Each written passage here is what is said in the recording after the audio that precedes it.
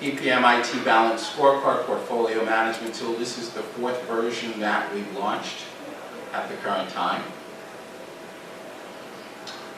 If you're not familiar with the Balance Scorecard, let me just give you a little background. The Balance Scorecard is automatically color code starting at 0. It will actually score the activity that's put into the Balance Scorecard, right? It's a hierarchy structure, organizational structure to the actual Balance Scorecard structure, right?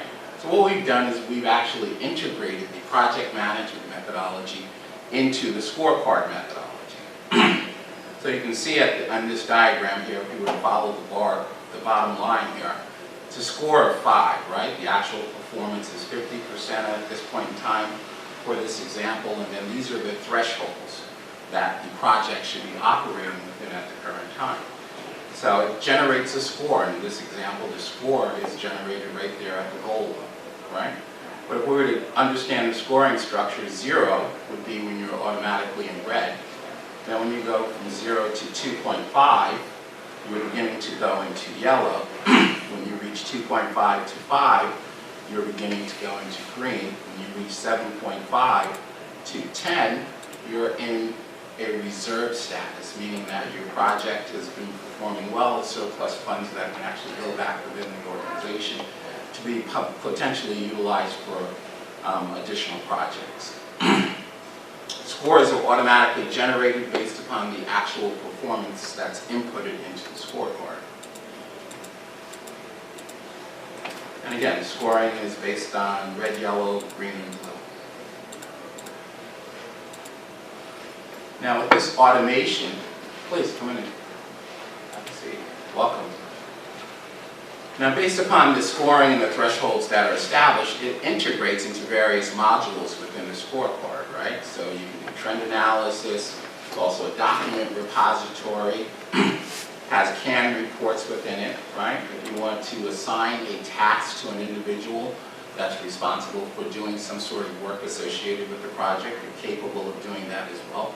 It's capable of being a central portal for notes, right? So think about all the emails that are sent back and forth within an organization. Well, those emails can be streamlined because you can capture the notes actually within the repository, right?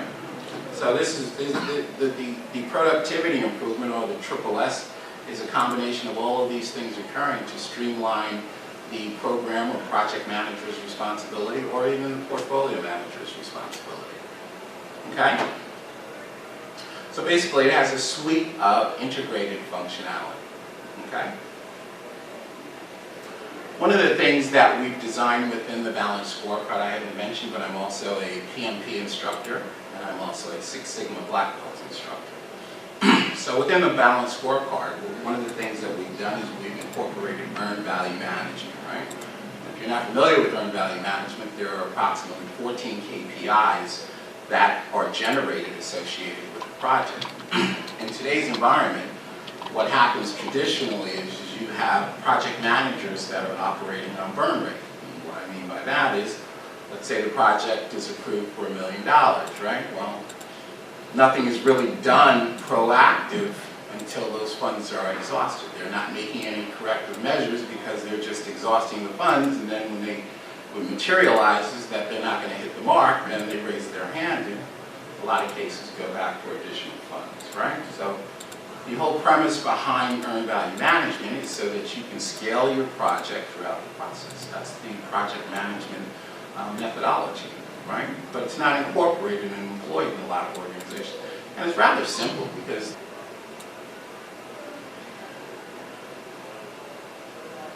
okay. Now, one of the things that I wanted to give you a little feel for is the actual product itself, right? And it's an executive level tool, functionality being generated monthly. The reason why I say that it's more so beneficial on a monthly basis is because when you understand your CPI or your cost variance or your schedule variance, well then there's time to put corrective measures in. So if you're scaling it week to week, you're not allowing the corrective measures to take place, right? Okay. Now, I'm going to take you to the scorecard in a second, but let me just go through this hierarchy. It's designed for a hierarchy structure, and these are some of the actual tiers that are established within the balance scorecard. The baseline costs, so you always know what your baseline costs, and you know what your actual costs are. It also computes a management level running balance for reserve. So when we talk about thresholds, I imagine that when you guys do projects, you know, they give you plus or minus 10%, plus or minus 15%. Well, those are thresholds according to what they consider the project to be successful or performing at a successful rate, as long as you operate within those parameters, right? Naturally, as the project goes on, you know, you probably reduce those percentages because now you're on a learning curve. You got some experience associated with the projects, and naturally, you probably tend to reduce those percentages, or at least I would as a portfolio manager. Okay? Capable of doing trend analysis. Okay, additional hierarchy structure. So I'm going to stop right here. And I'm going to actually go over to the scorecard and let you see. So this is where the scorecard is actually, right? So you're looking at version 4.0 in the actual application itself. It's within the cloud. Okay? So if I click on this, okay, no damage done. Very good. So now we're actually in the scorecard. So what I'm going to do is do an expand all here, so that you can see the hierarchy structure associated with it.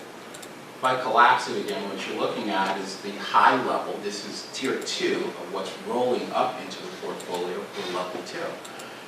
Now, if I go down here and I click on Earned Value Management Portfolio Analysis,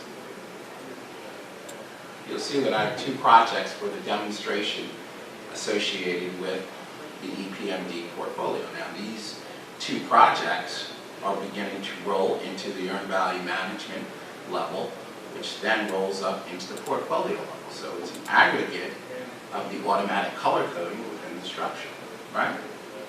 So now if I go down here and I click on Oracle as an example, and we're looking at May, and I'm going to do an import demonstration for you as well. You'll see that when I click on the level below Earned Value Management for Oracle, it gives me the information pertinent to Oracle, right? It gives me my actual percentage complete to date, gives me my planned percentage complete, gives me my budget at completion, my actual cost, my planned value, my earned value, my cost variance, my cost performance index, my schedule variance, my schedule performance index, my estimate at completion, my estimate to complete, or the remaining level of effort, right? My variance at completion, my variance to my original budget, right? My to complete performance index, which if I go down here and I look at business objects, well, I have the same metrics down there also. Now, drive all of those remaining metrics automatically within the scorecard. Okay? So now let's look at this a little bit farther. So this is telling me, let's just digest Oracle as an example. So Oracle, right? It's telling me that my actual percentage complete is 60% complete, right? So it's under our targeted amount.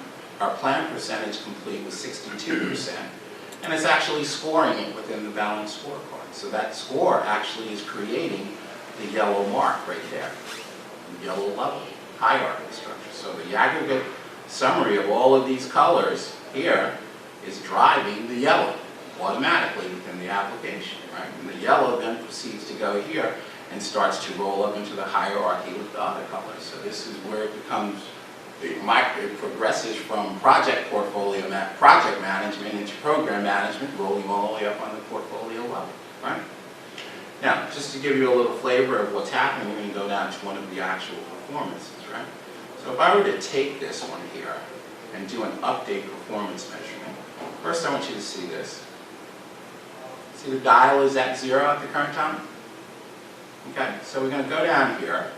Thresholds are already established. We're going to change this to 64%. We're going to say save. automatically transitions, configures, automatically scores it. So what was a 0 momentarily is now a 10 based upon the data that I provided. So it's actually scored it within the application. Now, there's multi-level computations in the hierarchy structure because all of this is automated, right? Right now, what I'm going to do is show you the import functionality here, right? Because it has no data associated with threshold. It has no data associated with the hierarchy structure. Basically, it's an empty shell. Okay, so now when we go over here, I'm going to tell it to go out to the desktop here, and I go to the desktop, and I tell the application to go out to the desktop and select the file to import. So I go over here and click that, and I say edit. What it does is it gives me 4 things that needs to be done. Basic information, we've already uploaded it, so it's asking for the file. It's just, I did it a step earlier. So then if I go over here and I say source data, right? So now, within the application, there's a functionality that actually bridges to the application for import functionality. And then, just want to verify, okay, it's business objects here, 615. And I say okay.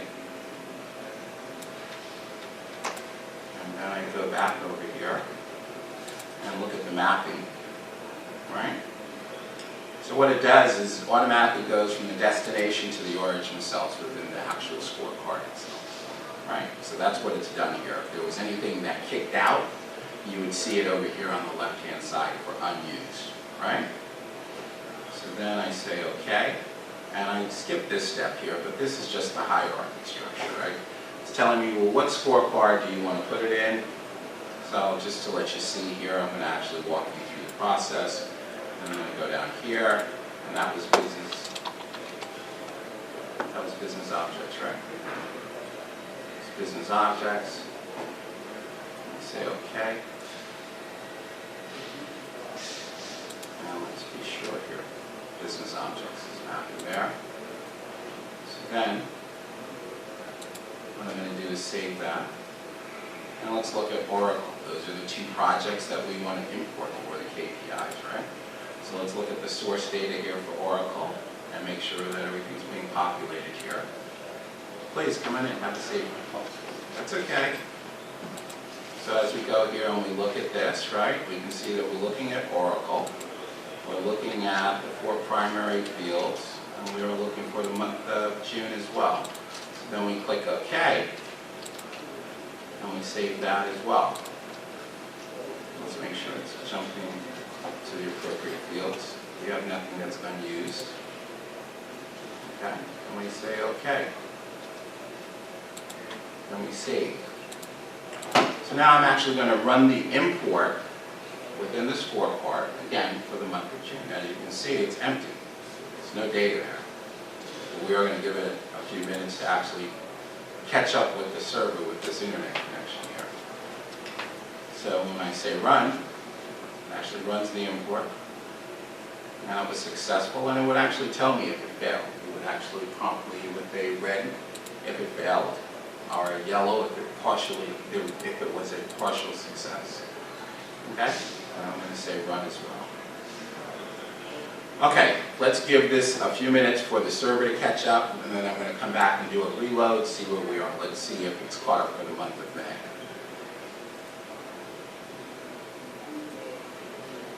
Go. There you go. The actual percentage there. So now it's in the cloud. It has to go all the way through the internet to actually do its connectivity thing, and that's where I changed it from the red to the actual score of 0. If you recall, the score was 0. Now it's actually uploaded, captured, the server is captured up with this information, and it actually turned blue, right? And again, this application is in the cloud, okay? So one of the things I want to go over with you is it has the capability of doing bookmarks. Like if you were to go out on the internet, you could actually bookmark reports so that when you logged into the application, those would be the first reports that you could see. From an executive's point of view, that's of significance. He doesn't have time to filter through a whole bunch of information to find the report, so this gives the executive the capability of, as soon as he logs in, he has the capability of looking at his bookmarks, right? Okay, and we're going to bookmark a couple through this exercise here. So then, we go down, and let's see here, red exclamation point. So what this is telling me is all of the color coding under the hierarchy, based on how I have the information weighted for the portfolio. Naturally, if you have a $2 million project, you're going to weight that more than a $10,000 project, right? So the weighting is going to be different, right? So what this is telling me is if I were to expand all of this and look at it on a portfolio level, all of this information is rolling up into this level, which actually rolls into this level, right? Which then begins to roll up into the portfolio. So, for all intents and purposes, at the current time, the portfolio is green, right? Now, the quick, expedient way that you want to keep your portfolio in alignment to a green color is by immediately focusing your attention on what's yellow and red, right? Those are your areas of pain. That's where you want to concentrate your effort. I don't want to look at it if it's green. That should be an executive level person's attitude, or even a project manager's attitude, right? So I just clicked on the red. Did everyone see that? Let me go back and I'll do it again. So, see this red exclamation point that's floating up through the process? What this is telling me is that when you get to the portfolio level, and this is what this is, the portfolio, this is the aggregate or the composite of everything that's underneath, right? And I want to know what's red in my portfolio. So I click on this red exclamation point, and it gives me a red exception reader. It's telling me that Oracle costs is red by $1,300, $1,300,000. Right? So if I were to go down to Oracle and click on Oracle, I could begin to digest. And I go down here and I look at Oracle, and Oracle has a score of 0, $1,300,000. It's automatically scored within the application, right? So now, you have a background in project management, or if you're PMP certified, then you need to start the process of digesting why it's red, right? Plan value to date is $1,430,000. That is plan value, right? Plan value, what we were expecting to spend to date, $1,430,000, right? But we're underrunning by $1,300,000. We're underrunning to that number, and it's $1,300,000, right? But we were supposed to be 62% complete. We're only 61% complete. So these are the components that's actually driving. The actual cost is what's driving probably the fact that you're not on target, right? For some reason, you're spending slower than you projected. All of these KPIs actually begin to drive down holistically to your management reserves. It tells you, if you look here, we're projecting to come in at an estimate at completion of $2,031,250 based upon metrics. Now, the best metric or the best form of estimating is your core team, right? When your core team tells you from the SME level how the dollars are going to roll up. But from a project management scientific methodology point of view, it's saying you're based upon how the numbers are rolling now, you're going to come in at $2,031,250, right? Which means that you're going to overrun your project. We're supposed to be budgeted at, what was it? I don't have my glasses on. $2,300,000. $2,300,000, so we have a favorable variance, right, of what? That's the variance. $268,000. What could we use those dollars for? We could use those dollars for another project that might be overrunning. So that's the benefit associated with the tool, right? Everybody capture that? Yes? So it says that our actual percent is 61 and the planned percent is 62, so we're under by 1%, yet it's not flagged.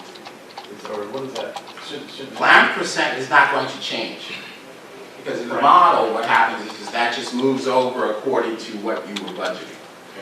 Okay, so that's not going to change at all, right? Right.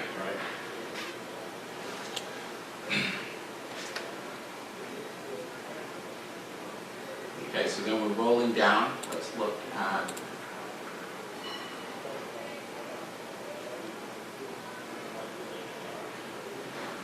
64, 61. We're 64% complete. When we go here, that should be 64 in here. 64. Oh, is that 64? Well, that's 64. Oh, I thought it was 61. Sorry. No, that's 64. So we're ahead of schedule there. If I could probably blow this up a little bit larger, but it's not going to fit in the screen. I apologize. Okay? Yeah. But then your cost, 64% complete. Now that makes sense. You're 64% complete, right? You're underrunning to your planned value. Your planned value is coming in at $1,300,000.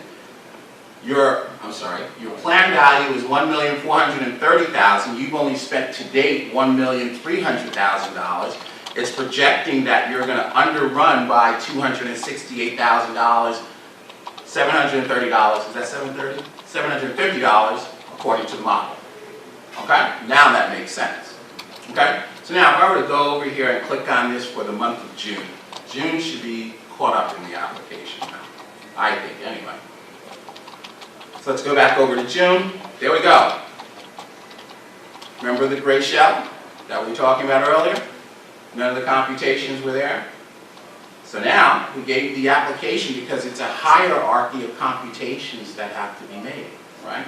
So the application and the server have to go through a series of calculations. Because you're trending this, what it has to do is capture the prior month activity and bring that forward into the graphing analysis. Then it starts working on the hierarchy information for the portfolio level. Okay? So then we've gone over that. So then if we go down here, we can look at this information on a navigation. This is called a navigation level, right? So what the icon over here is telling me, this is prior month color. So I know that the prior month, and again, this is dummy data, right? Prior month for May, for Oracle, actual percentage was blue. So we wanted to go back over and validate that, just to see. Actual percentage is blue for the month of May, right? So it's capturing all that information and moving forward. Come on if you'd like to. Okay. So then it's capturing all that information and moving it forward. Now, this is just giving you a color-coded level so that you can see everything associated with your portfolio, how it's rolling up into a yellow structure. Now, what is the benefit of this? The benefit of this is not to say that your PMs don't know what they're doing or anything like that. Absolutely not, because PMs are very, very complex and hardworking discipline. But what it does is gives you with ease the ability to go out and capture information associated with the project management methodology, integrate it into the scorecard, and allow the computations to roll out. Now imagine if a project manager or a program manager or a portfolio manager had to put all that information. We just scaled a whole portfolio for 2 projects within minutes. And the application did it. The analyst functional discipline, then everybody's in sync. Testing knows what everyone in testing is supposed to be doing. Everyone is in sync. So it's a way to centralize communication associated with the actual project, right? Now, it doesn't matter whether it's an operational project or whether it's a technical project, right? Or you're implementing some sort of software package. The earned value management KPIs still apply, right?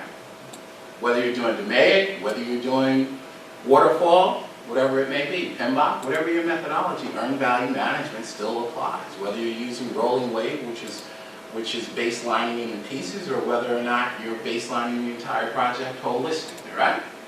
So, this is the value add associated with it. So then if we keep going down here, let's let you look at some other information. Performance report, right? Well, I wanted to look at a trend associated with the metrics that have been imported into the application and calculated within the application, this gives me the brevity of doing it spontaneously. If I wanted to send this to any one of these applications, I could do it very easily. If I wanted to send it to PowerPoint, well, what I'm going to do is send it to my bookmark. I'm going to bookmark that and say OK. So now I'm going to let you see the bookmark functionality. That is a value-add report. What do you think for an executive? Wouldn't you think that's a value-add report? OK. So let's go over to our bookmarks.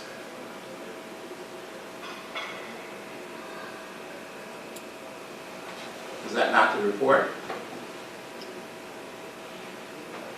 It's a report, right? So now all the executive has to do is go and slide it under the appropriate folder he wants to put it under once he's bookmarked. It's permanently there for that month of June. Okay? So now let's go back over to the balanced scorecard.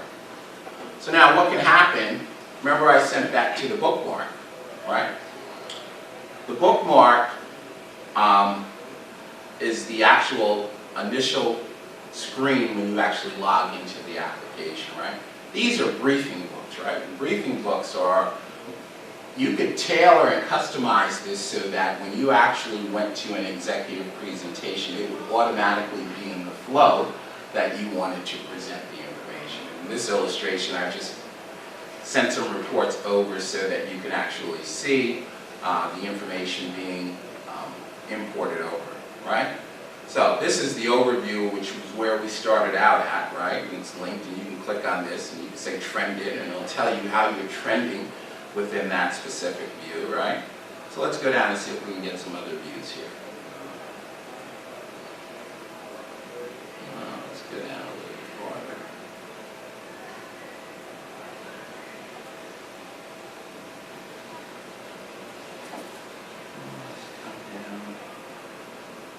Value management, let's see what we got here. Okay? So this is the score for Oracle and business objects here, right? And these are canned within the application. You don't have to do anything to them. It'll always generate the report. What you have to determine is which reports are value add for you, which reports are is providing you too much data that the report is not of a value add, right? Automatically generated within the application. No PowerPoint, no charting, no graphing. System does it for you automatically. Okay? So let's go down here a little bit more. Come on in, have a seat. So now, this is a business objects report, right? So for the month of June, we're still in June, right? So for the month of June, those are all, remember that laundry list of KPIs that I displayed to you? It's like 14, 15 KPIs, right? So it's automatically telling me the KPIs associated with business objects. Now watch this. This is the neat functionality within the application. I don't know if I mentioned to you earlier, you can do the report, you can generate this information on a weekly basis. I think that portfolio management is more of a monthly function, right? But let's say we wanted to look at the month of March. And I go here and I say March. Automatically it's integrated, it's taking me back to the month of March, it's giving me the scores and automatically color coding the application. Right? Neat feature. So let's go down here and look at another one. Business objects, right? So it's telling me here, you got to understand the reports. I've been working with them a little longer, so you guys probably don't understand. But it's telling me that, Dennis, you have 2 blue out of 15, 2 yellow out of 15, and 11 green. That's what it's telling me. You following me? You following what I just said? 2 blue, 2 yellow, and I got 11 green. So if I were to go back up to this one right here, 1, 2, 3, 4, 5, 6, 7, 8, 9, 10, 11. 11 green. 2 blue, 2 yellow. The integrated functionality, right? So now let's go on and look at some other things here that you can do within the application. Strategic initiative, right? I don't have this blown up for, better yet, I'm going to show you on another scorecard for this one. Document repository. you can load up whatever documents it is that you have to review, the requirements document, technical design document, testing, defect documents, and it'll actually version control the information, right? We're going to switch over to another scorecard because I want you to see the dynamic project status report. One of the other features is you can actually go out here and customize reports. I'm not going to go out there and customize a report for you, but you can actually go out here and say, you know what, if those canned reports aren't giving me what I want, you know, I'm going to go into the scorecard objects and I'm going to see if I can customize and tailor a report specific that I want generated. Give me the information. So you can customize reports here. I'm going to switch. I have a question. So this tool is created by your company for other companies to use? Yes, it is. To help them like manage their initiatives? Well, first of all, I want to say one thing, right? We don't generate this software application. We don't generate this. This product is being sold domestically and internationally currently. The Army uses it.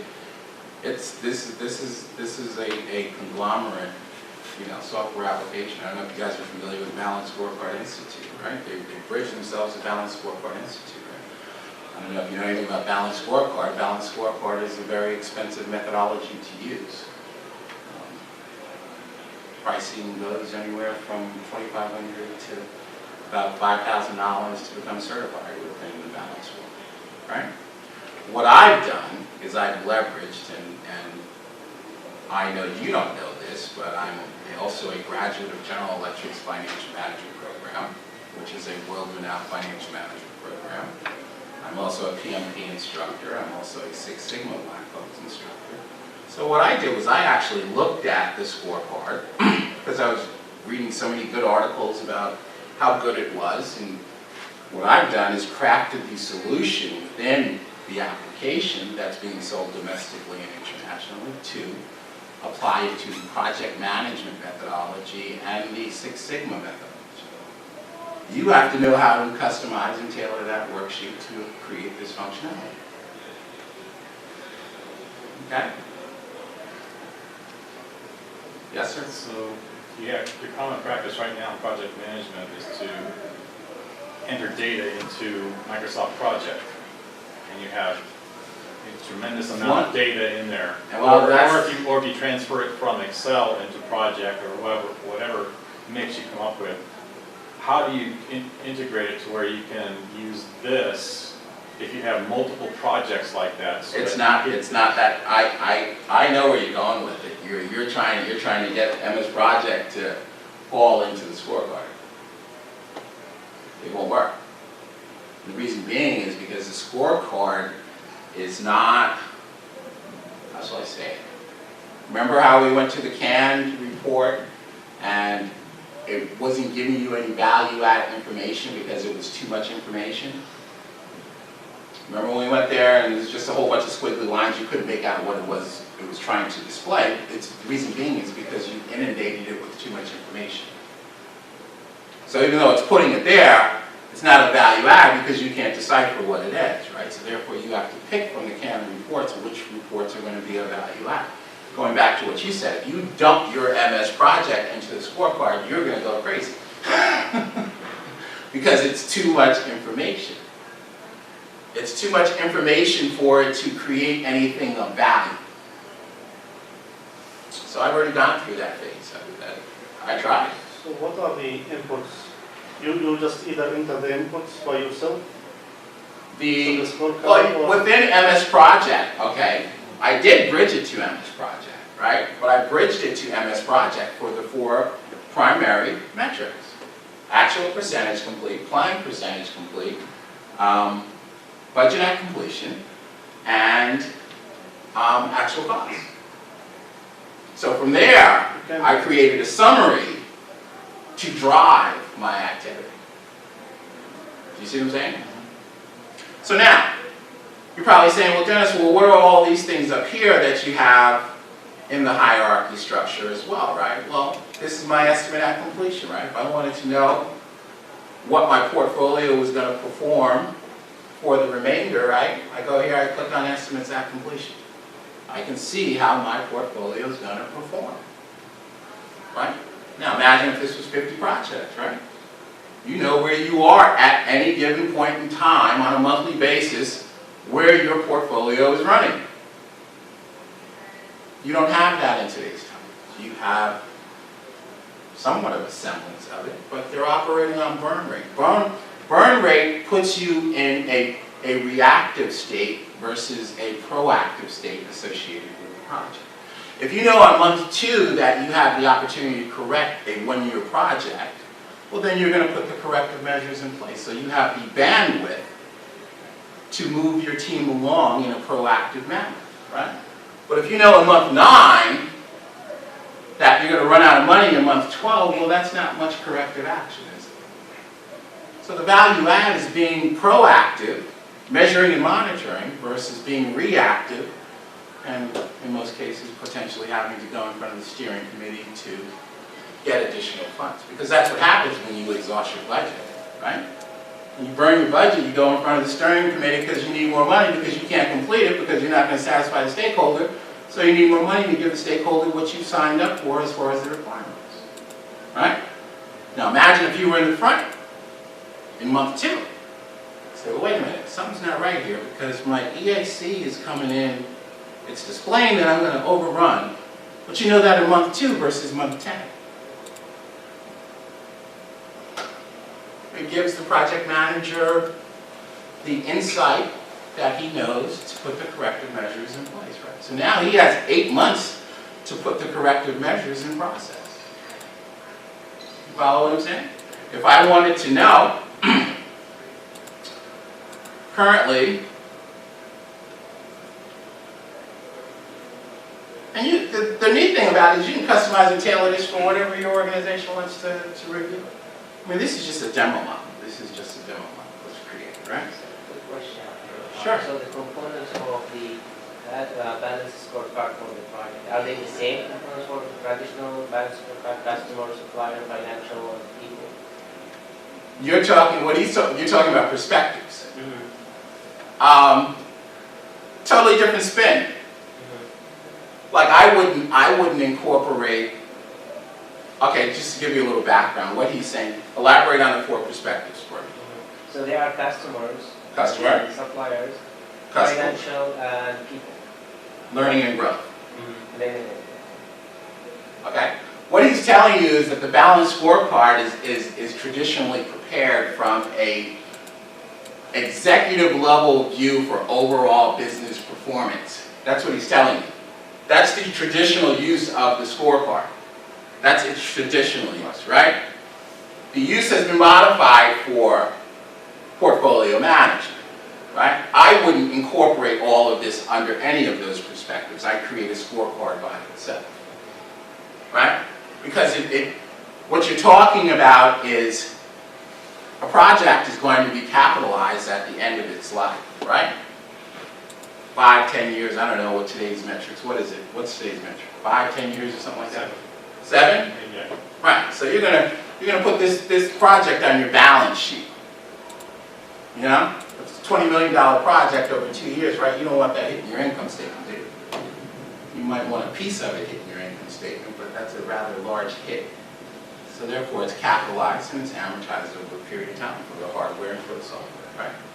So, to elaborate on what you're saying, no, I would not utilize it as a part of those 4 perspectives. I would create a separate scorecard by itself. Okay? Next question. So, who have access to this? For example, if I have a portfolio, Okay? you will have different entities who have access to the project, right, to the portfolio. Sure. Do they have different privileges? Yeah. Access? Administrator is the only one that can tailor and reorganize the scorecard. But they can't see everything. Well, it depends. You can put user restrictions on it. You can put user restrictions. You wouldn't want your stakeholders looking at too much information, right? Maybe the stakeholders only get the actual briefing, like I showed you here, where you could actually go out here, send this to any one of these documents. Just for devil's advocate here, let's send it to Word. It's actually sending that document to Word at the current time. Right? And that's what it's telling you, file transfers. It's transferring that information over into Word. You can transfer it over to a PDF. You can transfer it to PowerPoint, you can transfer it to Excel. I could dump that entire portfolio and its scores to Excel, right? So it's telling me, it's giving you scores. You might have to do some research, shaping, or whatever you want to do, right? But the value add is not sending it to these different applications. The value add is sending it to a briefing book. That's the value add. Establishing the flow within the briefing book where you can actually give a presentation with never touching the document again, right? The chronological ordering of how you set up the actual briefing book itself. And from an executive's point of view, the value add associated with it is in the actual bookmarks. So these bookmarks are statics, or if you change something? It's static for the month, yes it is. So if I were to send this June to a bookmark, right, well he doesn't have the dynamic feature of changing it from month to month once he bookmarks. But if you change something, Okay. is it going to be changed in the bookmark? For the month of June? Yeah. Yes, for the month of June, but June only. He will not have the capability of changing any of the other numbers. Do you see what I'm saying? It'll be static for the month of June if he bookmarks it. It's dynamic in any one of the other views. Okay? You follow what I just said?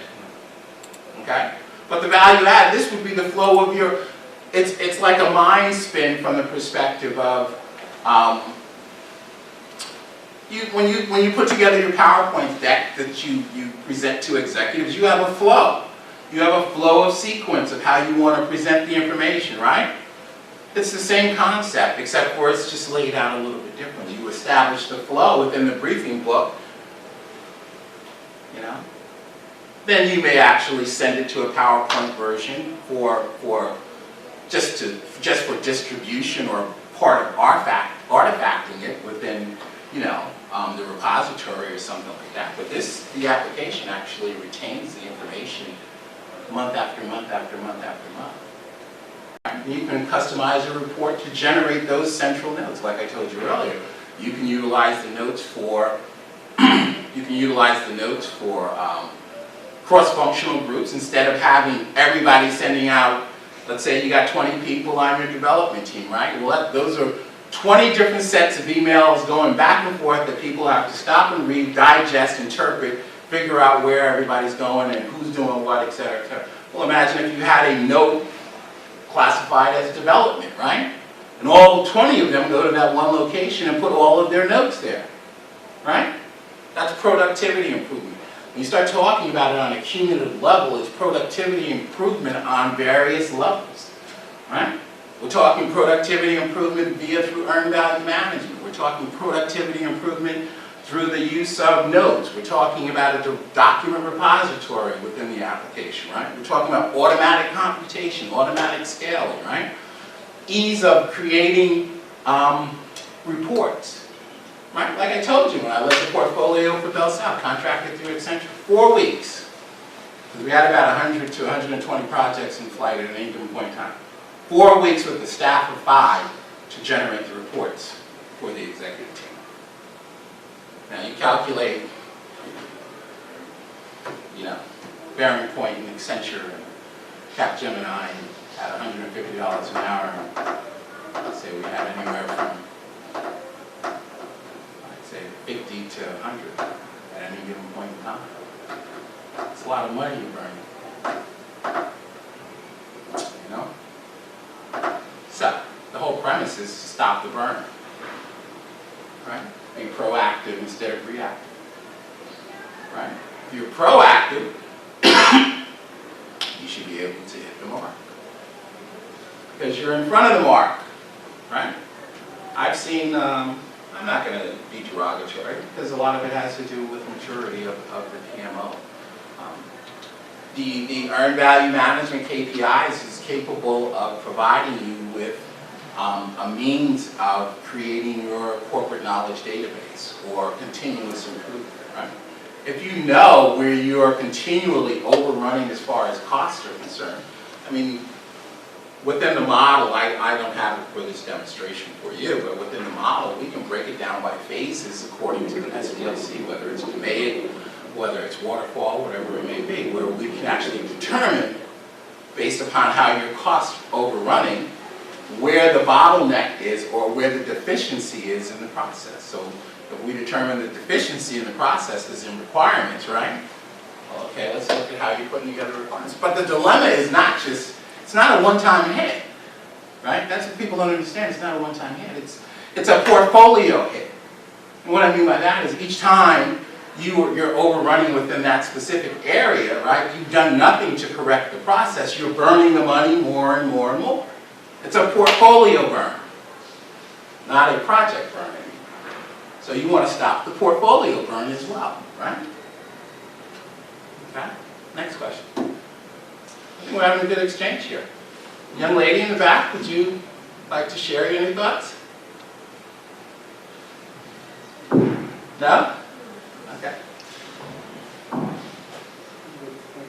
You good? You got a puzzled look on your face? Sure. Yeah, I'm looking at the interactivity. So basically everything that's on there has clicking connection, right, link connection. No, I'm not going to say everything. Not everything, but No. No, not everything. Some of them are static. Let's see here. So you're with him? This is neat from the perspective With him. of you can actually, well,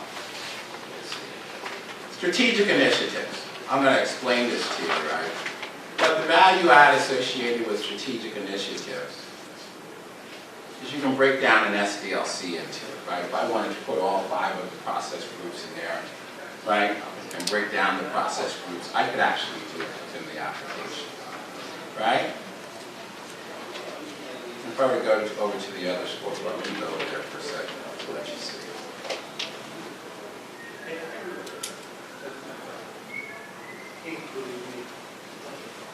So I actually have it set up over here. Strategic initiative. Let's go back to an earlier one.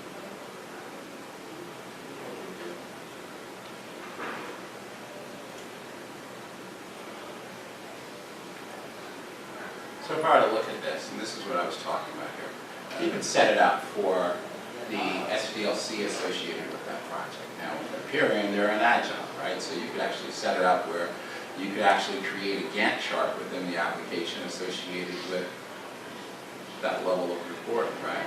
It automatically will color code it red or green, right? Where you are, right? And then when it's color coding it red or green, right? It's telling you whether you're behind schedule or whether you're ahead of schedule, right? You can actually evolve that into capacity planning or let's say the development group or the testing group, right? Yes, sir. so the data tables that the information's entered into, where does that reside? Say that again? The data tables themselves, so for all the values that are being depicted. It's an SQL database. Okay. It's an SQL database. Yeah. That's its premise. Its premise is conversion, whether you want to review the information on a weekly basis, monthly basis, and its whole premise is behind historical information and ease of use in terms of understanding without being inundated with a ton of detail. That's the whole objective. That's why the project plan. I tried it. I spun it so many different ways it would amaze you. I tried it. Won't work. You know, and then I get the $1 million question of, oh, can we connect this to let's say you have MS Project Server in-house, right? Can you connect this to MS Project Server? Well, it's an SQL database. You probably can. Do I think it's advantageous for you to do it? I probably would say not. If I'm going to spend a couple $100,000 to get 4 metrics, or I can send out an email and have my team generate 4 metrics and put it in an email or a central location, I'm going to have to put the 4 metrics in a central location. Whether it be SharePoint, whatever it may be, right? Because I wouldn't want to spend $100,000 or $200,000 to connect for 4 metrics. But you're going to run into people that they want what they want. You want I don't care. I want the 4 metrics connected. But then it comes down to an issue of managing the project plan, right? Because if you don't manage the project plan, you're going out there and you're extracting the 4 metrics from MS Project Server, right? What do you think you're going to get? Garbage in, garbage out.